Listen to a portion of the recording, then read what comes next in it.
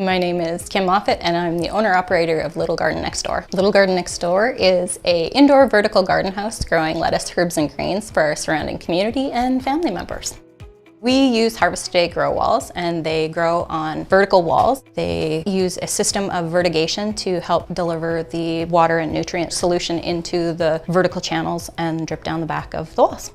Growing with the Harvest Today walls is super simple. It's almost a set it and forget it kind of thing. The watering schedule is run off an app on my phone. If you find that your wall or your pots are getting a little bit dry, all you have to do is increase the amount of time that it waters or how many times a day it waters. Here in rural Canada, growing year-round isn't a possibility.